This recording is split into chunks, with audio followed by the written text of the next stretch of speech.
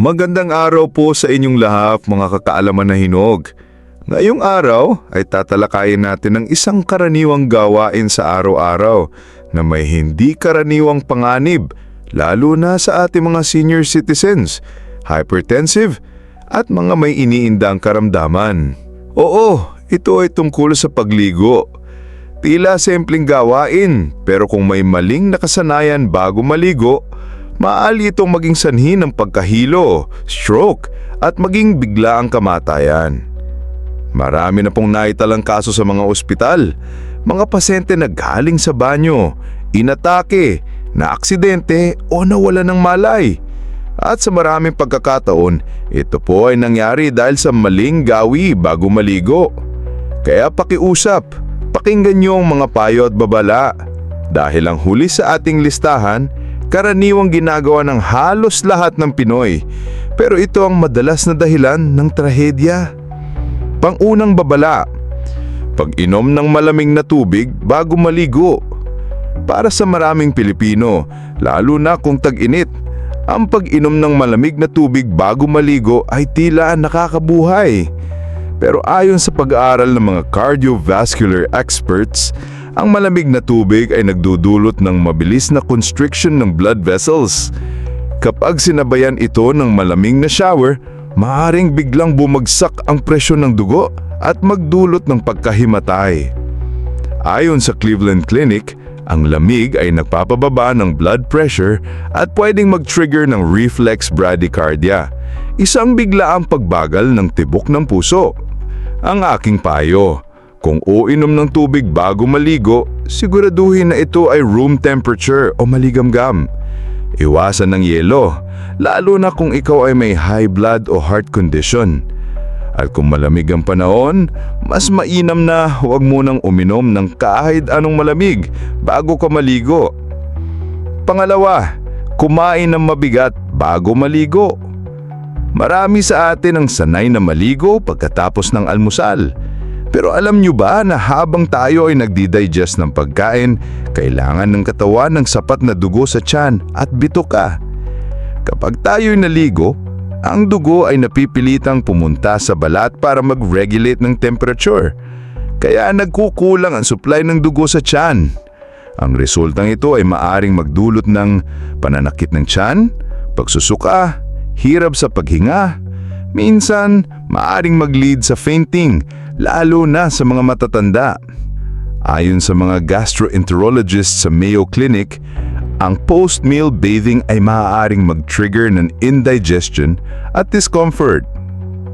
Ang aking payo, maghintay lang at least 45 minutes to 1 hour bago maligo kung ikaw ay bagong kain.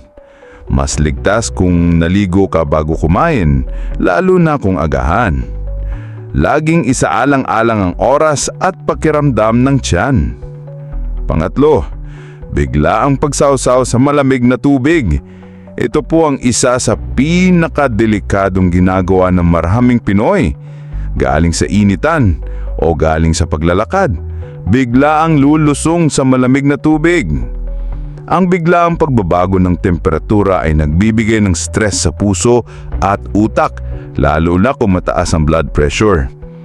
Ang katawan ay nangangailangan ng unti-unting adjustment, lalo na sa mga matatanda. Kung hindi, maaari itong mag-trigger ng heart attack, stroke, hypothermic shock, biglaang panlalabo ng paningin, at pagkawala ng malay. Ayon sa WHO data, ang sudden exposure sa malamig na tubig ay isa sa mga silent triggers ng cardiovascular events sa elderly. Ang aking payo, bago lumusong sa tubig, magpalas muna ng paa, kamay at batok. Hintayin muna ang katawan na masanay sa lamig. Kung naliligo sa timba, unti-unting ibuhos ang tubig. Kung merong water heater, gumamit ng maligamgam, hindi sobrang init o malamig. Hehe, baka naman po, palike po sana ako ng video na ito. At kung kayo po ay galante, pati na rin po sana ang subscribe button at i-on ang notification bell Ang inyong suporta po ay nakakatulong sa ating channel para maitkalat ng mga ganitong libreng aral sa ating mga kababayan, lalo na po sa ating mga minamahal na senior. Maraming salamat po. And pang-apat, uminom agad ng gamot bago maligo. Maraming sa ating mga senior ay may maintenance medications. Pero ang pag-inom ng gamot, lalo na pampababa ng blood pressure, bago maligo, ay maaaring magpababa ng presyon ng sobra. Kapag isinabay pa ito ng mainit na tubig sa shower, sobrang baba ng blood pressure ang maaaring ikamatay. Sa ulat ng American Heart Association, may mga kaso ng seniors na natumba sa banyo, walang malay dahil sa low blood pressure at init ng shower. Ang aking payo, kung kailangan uminom ng gamot, maghintay ng at least 30 to 45 minutes bago maligo. Huwag ikombinahin ang epekto ng gamot at init ng tubig. At kung posible, ipaalam sa kasama sa bahay na maliligo ka, lalo na kung senior ka na at may high blood. Panglima, maligo agad pagkatapos mag-exercise. Pagkatapos ng morning walk, zumba o simpleng household chores, basa ka ng pawis at mainit ng katawan tapos diretso ligo. Delikado po ito. Ang katawan ay nasa estado ng mataas na temperatura, mabilis ang heart rate at dilat ang blood vessels. Ang biglaang ligo habang ganito ang katawan ay maaaring magdulot ng biglaang panginginig, muscle cramps, pagbagsak ng blood pressure, hilo at disorientation, at posibleng cardiac arrhythmia. Ayon sa Journal of Physical Therapy Science, kailangan ng katawan ng at least 20 to 30 minutes cool down period bago maligo. Ang aking payo, humiga muna, magpahinga, magpalamig ng katawan. Kapag bumalik na sa normal ang tibok ng puso at huminto na ang pawis, saka lamang ligtas na maligo. Pang-anim, uminom ng kape o energy drinks bago maligo. Alam nyo ba na ang kape at energy drinks ay nagpapabilis ng tibok ng puso? Kapag sinabayan mo ito ng pagligo, lalo na kung mainit ng tubig, lalo pang bibilis ang heart rate. Para sa mga senior na may arrhythmia, palpitations o anxiety, delikado po ito. May mga kaso ng palpitations-induced dizziness at panic attack na nangyari habang naliligo. Ayon sa European Society of Cardiology, ang caffeine intake before hot shower ay nag-i-induce ng sympathetic nervous system activity na hindi laging kaya ng matatanda. Ang aking payo, kung hindi kayang hindi magkape, gawin ito after maligo, hindi before. Mas safe kung maligamgam lang ang tubig at hindi sobrang init.